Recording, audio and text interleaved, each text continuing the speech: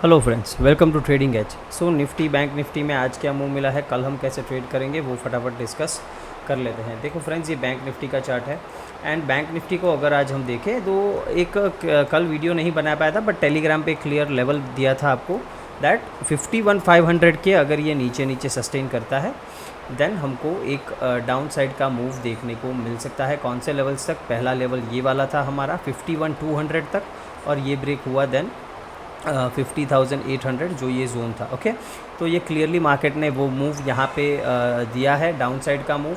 और bank Nifty थोड़ा bearish लग रहा है। ओके, अगर हम डेली चार्ट भी देखें तो बियरिश लग रहा है but Nifty as such bearish नहीं है। दोनों इंडाइसिस अपनी ही धुन में काम कर रहे हैं, तो ऐसे में आपको ट्रेड में डिफ़िकल्टी होगी, आप क्लियर बायस नहीं बना पाओगे। देखो यहाँ पर भी अगर हम देखते हैं लो मार्केट ने बना के क्लोजिंग बहुत ही ऊपर दे रहा है। अगर क्लोजिंग थोड़ा बहुत भी नीचे दे रहा होता ना 51,000 के नीचे तो एक क्लियरली बियरिश दिखता और कल भी हमको एक इस तरह का कैंडल देखने को मिल जाता यहाँ पे। बट अभी थोड़ा सिचुएशन डाइसी है, कंफ्यूजिंग है। ठीक है, मैं इस लेवल को डिलीट कर देता हूँ, अभी इसका कुछ काम है नहीं। ओके, नाउ यहाँ पे आप क्लियरली देखो मार्केट ने सपोर्ट कहाँ से लिया है। ये एक डेली का फेयर वैल्यू गैप था और यहाँ पे ये एक सपोर्ट भी था। ओके, पुराना सपोर्ट भी था। तो अभी हाल फिलहाल के लिए 51,100 एक इम्पॉर्टेंट लेवल है डाउन साइड के लिए। अगर इसके नीचे रहता है 51,100 के नीचे देन वापस से हम 50,800 और अगर इसको ब्रेक किया देन डायरेक्टली 50,250 तक के टारगेट्स आपको देखने को मिल सकते हैं। तो डेली चार्ट देखो, ये कैंडल अभी अच्छा नहीं है। ओके, बिकॉज ये ना ही एकदम बियरिश कैंडल नहीं है, ये पूरा ऑलमोस्ट डोजी टाइप का कैंडल बना है।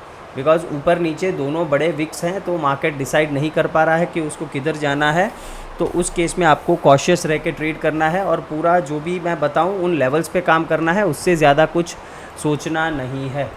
ठीक है, अब यहाँ पे हम आ जाते हैं। देखो अगर आज का क्लोजिंग अभी भी मार्केट चल रहा है 30 मिनट्स जैसा, 25 मिनट्स जैसा अभी भी बाकी है। अगर हम क्लोज करते हैं 51,100 के नीचे तो ये थोड़ा बियरिश ही रहेगा। कल किस तरह से ट्रेड करना है देखो, मार्केट अगर इसी रेंज में ओपन होता है देन आपको सिंपली 51,000 के नीचे आपको वापस से शॉर्ट कर देना है मार्केट को। ओके, वापस से शॉर्ट कर देना है। 51,000 अगर ब्रेक होता है एक चांस लेना है, 100 पॉइंट्स का एसएल डाल देना है और फिर शॉर्ट कर देना है। टारगेट क्या रखना है देखो, पहला टारगेट 50,800 जो आज का लो लगा है उसके आसपास वो ब्रेक होता है देन आराम से आप अपने ट्रेड को होल्ड कर सकते हो 50,250 तक। बाइंग कब करना है देखो, बाइंग मैं अभी आपको सजेस्ट नहीं करूँगा बिकॉज मार्केट का ट्रेंड थोड़ा मुझे इस तरह से दिख रहा है। बट फिर भी अगर किसी को बाइंग करना है देन मैं लेवल्स देता हूँ, डोंट वरी। अभी मैं 15 मिनट्स पे कुछ ऑर्डर ब्लॉक्स वगैरह हैं तो उसको मैं ड्रॉ करता हूँ ना। यहाँ पे ये ऑर्डर ब्लॉक डेफिनेटली है बट इसको मार्केट ने आज ही टैप ज़रूर कर दिया है। बट एनीवेज हम इसको ड्रॉ करेंगे बिकॉज इसके ऊपर ही मार्केट में थोड़ा स्ट्रेंथ आता हुआ दिखेगा। सिंपल है। यहाँ पर भी देखो तो ये सारे लेवल रेजिस्टेंस की तरह काम करेंगे। यहाँ पे फेयर वैल्यू गैप है, ये सारा यहाँ पे मार्केट ऊपर नीचे दोनों साइड का मूव दिया है तो ये पूरा एरिया भी रेजिस्टेंस की तरह काम कर सकता है। आपको अगर एग्रेसिव हम बाइंग की बात करें तो वो 52,100 के ऊपर ही आता हुआ दिखेगा। ओके, 52,100 के ऊपर कभी भी मूव आता है तो फिर हम बुलिश हो जाएंगे। तब तक के लिए मैं बुलिश बिल्कुल भी नहीं हूँ इस मार्केट में।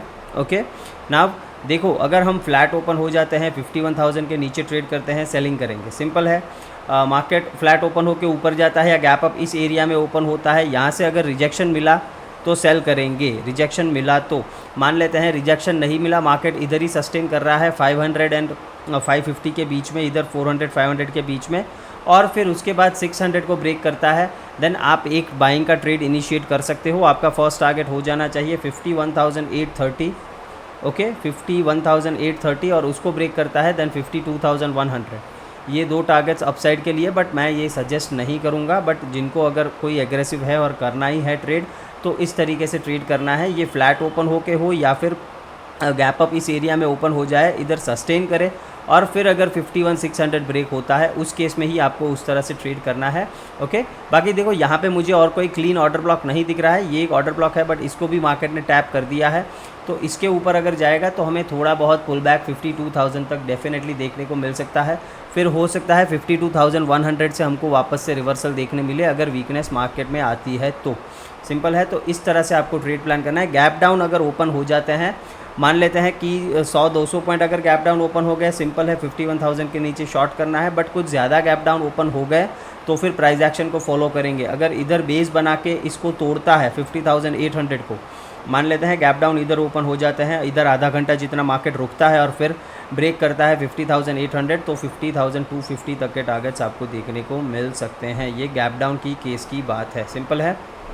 नाउ हम आ जाते हैं निफ्टी पे। देखो निफ्टी और थोड़ा डाइसी लग रहा है बिकॉज ये इतना वीक नहीं है, और अगर जो मुझे रेगुलर फॉलो करते हैं उन सबको पता है दैट मैंने पहले भी आप लोगों को बताया था दैट अगर मार्केट में करेक्शन आएगा तो निफ्टी ज़्यादा गिरेगा नहीं। ओके, निफ्टी ज़्यादा नहीं गिरेगा। क्यों नहीं गिरेगा? बिकॉज आईटी का चार्ट आप उठा के देख लो, वो स्ट्रॉन्ग है।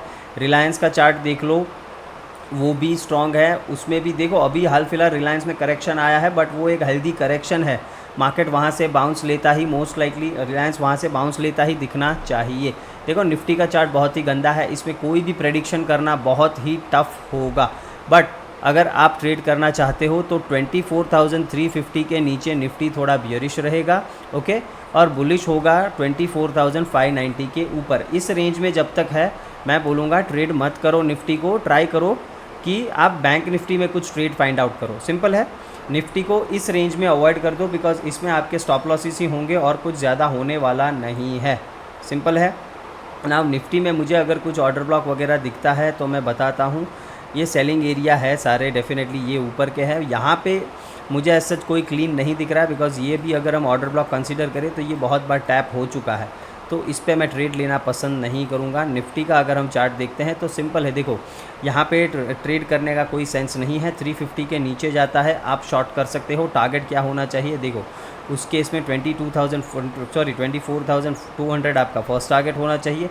ये अगर ब्रेक होता है देन 24,050 आपका सेकंड टारगेट हो जाना चाहिए। अपसाइड में सिंपल है, देखो अपसाइड मार्केट बहुत दूर है ब्रेक करने से, बट अगर ये लेवल ब्रेक करता है तो यहाँ पर भी हमारे सेलिंग जोन है।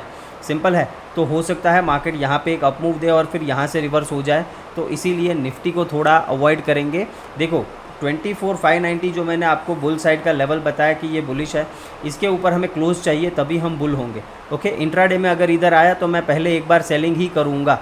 अगर ये सेलिंग में स्टॉप लॉस हिट हो जाता है फिर मैं अपनी पोजीशन चेंज करके बाई करूँगा, बट एक बार के लिए मैं सेलिंग करने की ही अपॉर्चुनिटी देखूँगा अगर इधर मुझे निफ्टी मिलता है तो। सिंपल है मेरी बात। बुल कब होंगे? जब 24,590 के ऊपर मार्केट क्लोज होता है तो।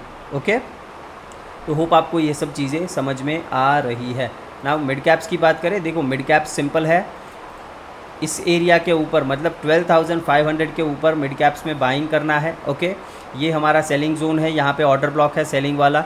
इसके मार्केट ये 3 दिन से इधर रिजेक्शंस ले रहा है। ओके, आज भी लिया है, मतलब ऑलमोस्ट 3-4 बार ले चुका है। तो अगर ये ब्रेक होगा तो एक अच्छा मोमेंटम होगा और ऑल टाइम हाई की तरफ हम जा सकते हैं। नीचे की साइड क्या है? देखो नीचे की साइड ये वाला जो लेवल है ये इंपॉर्टेंट है, 12,325।